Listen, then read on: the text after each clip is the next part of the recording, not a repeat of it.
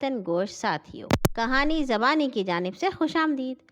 آج ہم آپ کے لیے لائے ہیں مزیدار سی کہانی۔ عنوان ہے جب بات سمجھ میں آئی، اور اسے آپ نے لکھا ہے قانتہ رابعہ نے۔ تتلی اڑی اڑ نہ سکی، بس میں بیٹھی جگہ نہ ملی۔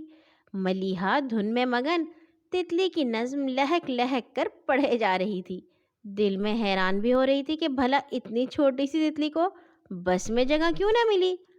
ایک تو بس سوچنے کی عادت اتنی پکی ہو چکی تھی کہ سارا دن مختلف باتیں سوچنے میں گزرتا۔ اب اسی تتلی کو جگہ نہ ملنے والی پریشانی نے ایک نئی سوچ کا دروازہ کھول دیا۔ بھاگی بھاگی بابا کے پاس گئی۔ بابا، آپ کو نظم آتی ہے تتلی اڑی اڑ نہ سکی والی؟ بابا نے اس کا منہ چوم لیا اور ہنس پڑے۔ یہ بتائیں، اتنی منی سی تتلی کو بس میں جگہ کیوں نہ ملی؟ وہ ابھی بھی پریشان تھی۔ بابا کو اپنی بیٹی کی عادت کا پتہ تھا، اب وہ جواب لیے بغیر نہیں ٹلے گی۔ بابا نے گلا صاف کیا۔ ملیحہ بیٹا، یہ بتاؤ آپ کو اپنی سہیلی شیزا کیوں اچھی نہیں لگتی؟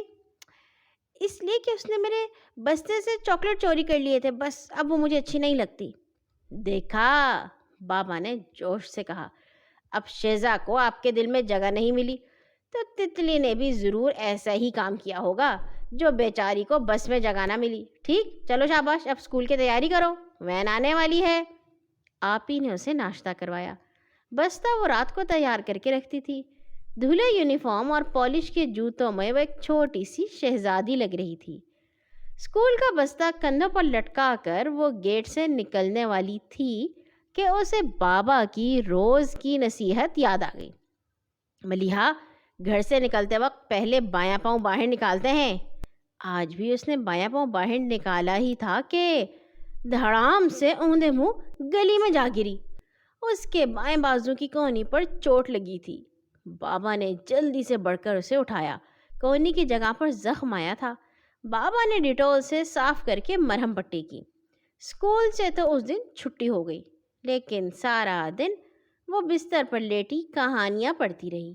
شام کے وقت اس نے اپنی سہیلی افرا کو فون کر کے ہوم ورک پوچھا تو ہوم ورک کرنے بیٹھ گئی۔ ہوم ورک کرتے کرتے ایک دم اسے اپنے بہت پرانے سوال کا جواب مل گیا۔ جب بھی اسے بابا کہتے تھے کہ باہر نکلتے وقت بایاں پاؤں پہلے نکالو تو وہ سوچتی تھی بایاں ہی کیوں، دایاں کیوں نہیں؟ آج اسے سوال کا جواب مل گیا تھا۔ دایاں پاؤں پہلے باہر نکالتے ہی دائیں طرف چوٹ لگ جاتی تو اسے خوف سے جھرجھری آ گئی۔ لکھنے سے کر کھانے تک کے کام وہ دائیں ہاتھ سے کرتی ہے، وہ تو بالکل معذور ہو جاتی۔ اب اس چوٹ کے بعد اسے وجہ سمجھ میں آ گئی تھی۔ اس نے مسکرا کر کہا، اللہ جی، آپ کا بہت بہت شکریہ۔